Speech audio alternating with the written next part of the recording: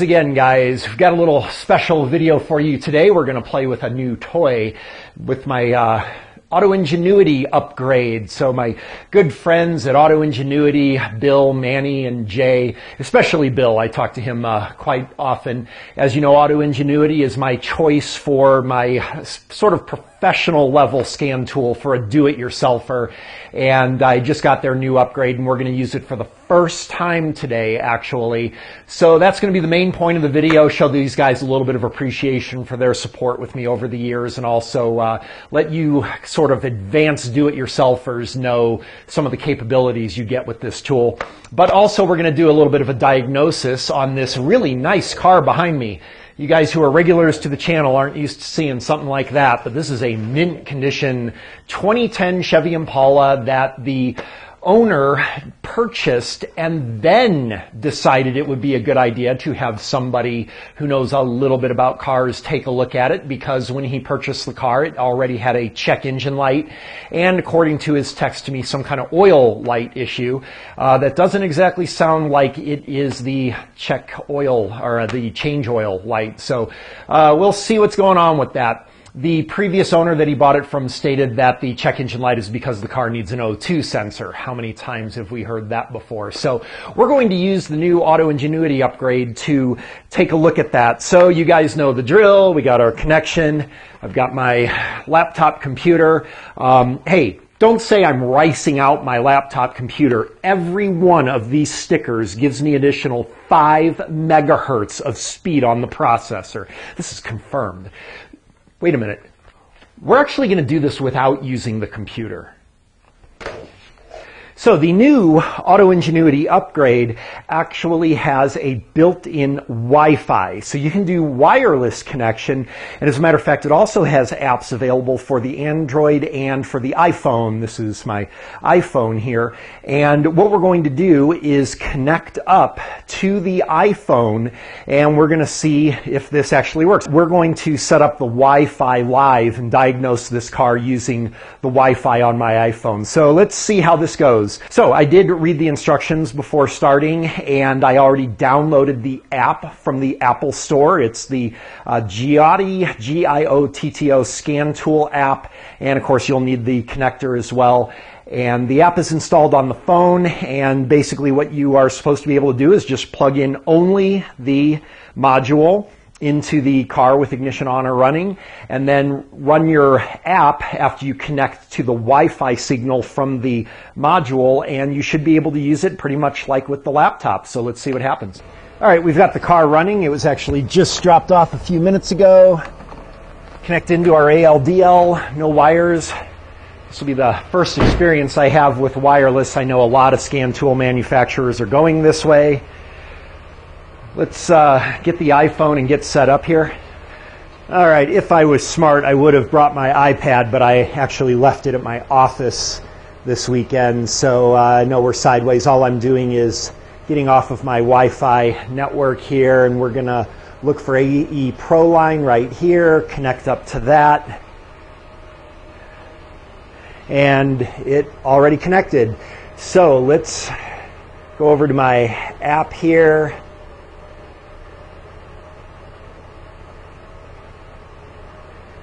Okay, there's ScanTool app. See if we can get this to go in landscape mode here for you. There we go. Go to menu, I believe. There it is. Looks very familiar. We're going to connect and check it out. Looks exactly like the desktop version. This is a 2010 Chevy Impala, so we're going to go here to 2010. Okay, model is an Impala. Okay, VIN 8-digit. This is a 3.5 liter. Looking at the VIN on it, it is going to be a K. Let's move that up, get a little more room there. There's K right there.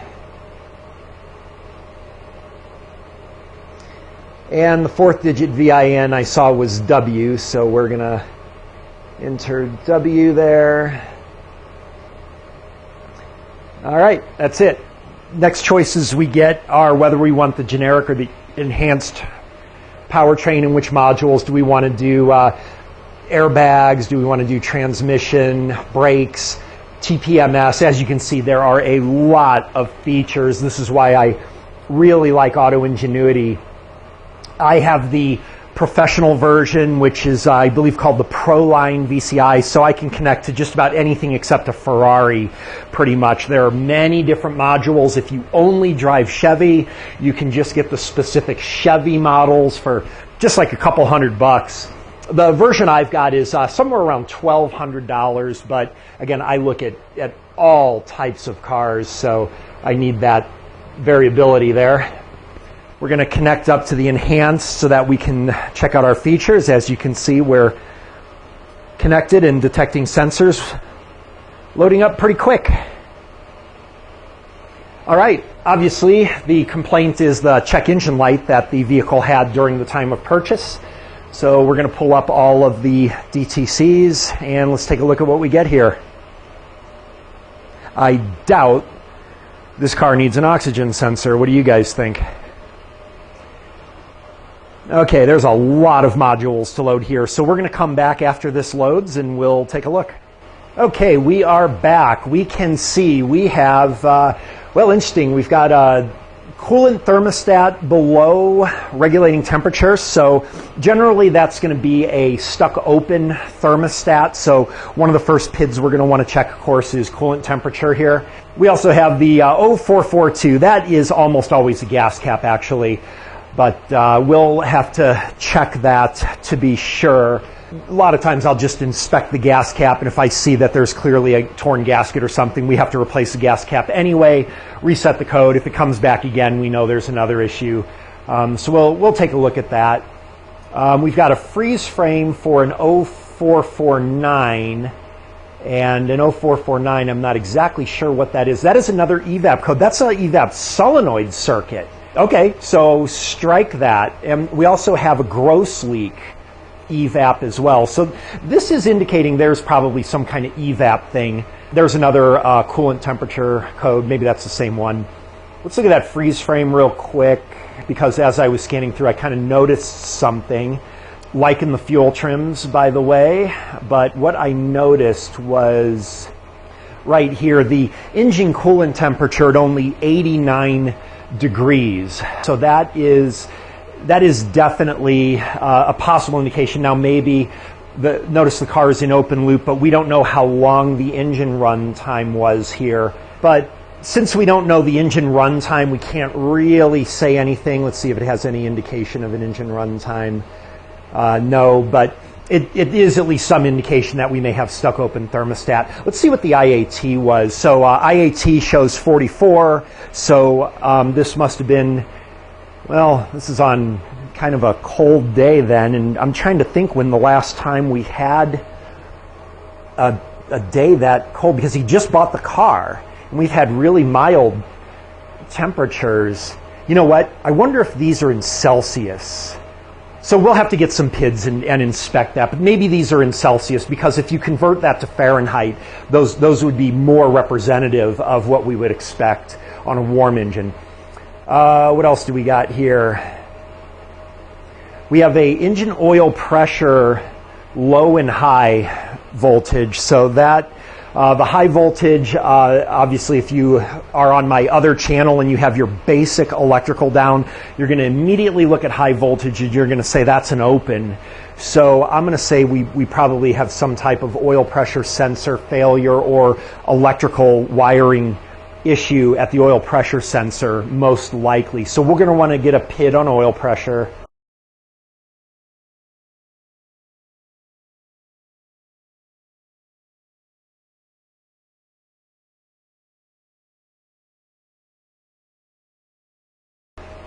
And that's all the codes that we have. That's a lot of codes. So what we're going to do is probably just pick one of these for this video, just simply because mostly I want to show the new ScanTool features. And then the other ones we will show on my other channel at www.schrodingersboxqm.com. And that is my pay channel, only $3.49 a month, and you will get much more training in detail than you do on the videos on this channel. So we will see you over there after this video. What I want to do now is see how we're going to read our data. So one of the things that I also want to test before I do anything else, you guys who are regulars on the channel and have seen me use the ScanTool before know that one of my favorite features of AutoEnginuity is, of course, bidirectionality. That is the ability to do actuation of various solenoids and things like that. So I notice it says actuation down here. I'm going to press that and check it out. We can indeed look at all the functionality that we get for actuation here. This is excellent. For example, turn the fans on and off. We can also, this is going to be pretty handy, we can command the Evap solenoid to work. We can do that in conjunction with, say, an O2 sensor or a fuel trim reading. I usually like to use a short-term fuel trim. I believe this car is going to be drive-by-wire. Let's see if we can change idle speed.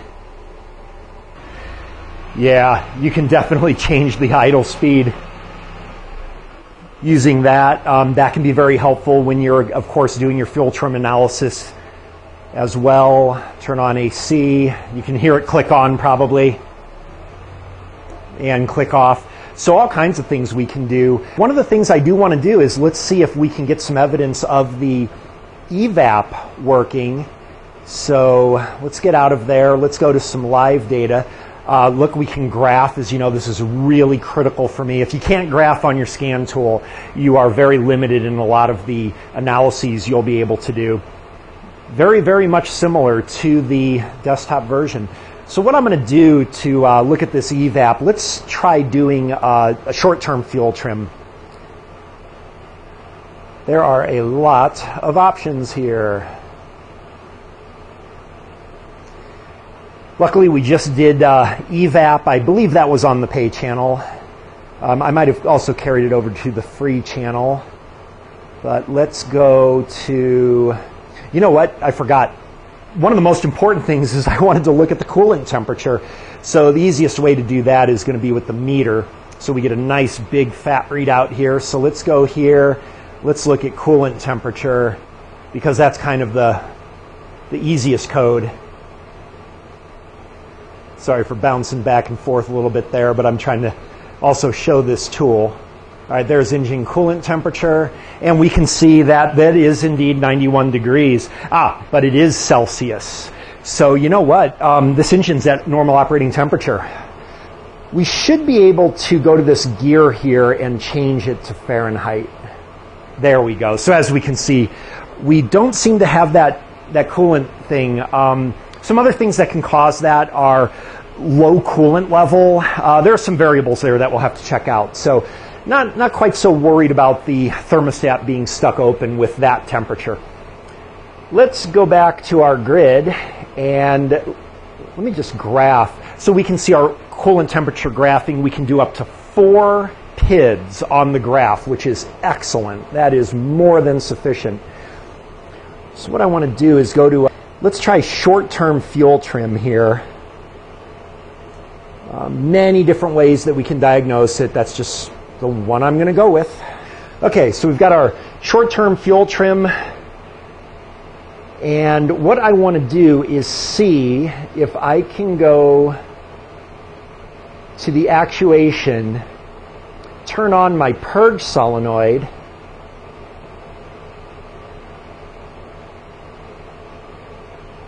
and enrichen the mixture. Okay, yeah, we can see that we definitely get an adjustment in that mixture there. And it looks like it's already correcting for it. But the bottom line is that it's pretty obvious after doing that our purge solenoid had to have worked.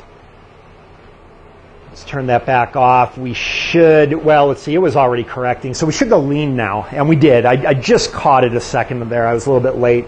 So we are definitely seeing that that's working. First of all, we needed a scientific positive control that we do have bidirectional control for the solenoids.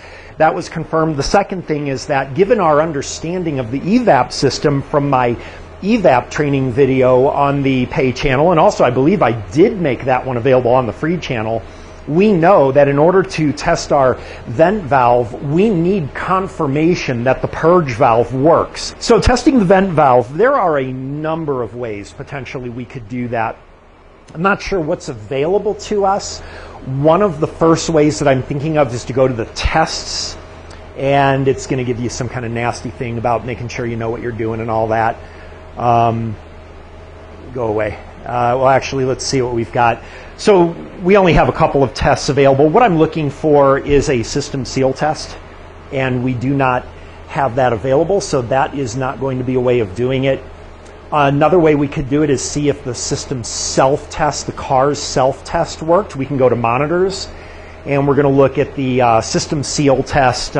Again, that's covered in my video. On this model, that's going to be done through engine vacuum. After sealing the Evap system with both the purge and the vent solenoids, and then of course applying engine vacuum and looking for decay. I don't see it on here though. Well, there's Evap system monitoring complete, and that's generally how that test is done on these monitors. So it looks like it worked. So we have some kind of inconsistent issue here. Another way we could do it is, let's see if we have a pressure sensor on here. So let's see. We've got Evap circuit open. Oh, look, we've got open and ground tests available to see if that was part of the self-test. That's good. So we're going to choose those electrical tests because that may save me some electrical testing. But I really need the fuel test with the tank pressure. There it is, fuel tank pressure. Excellent. Okay, let's go to our meters and let's see. So we have an open test that passed okay. We have a short to ground test that passed okay. So this is looking like this is more likely to be a solenoid inconsistency or failure.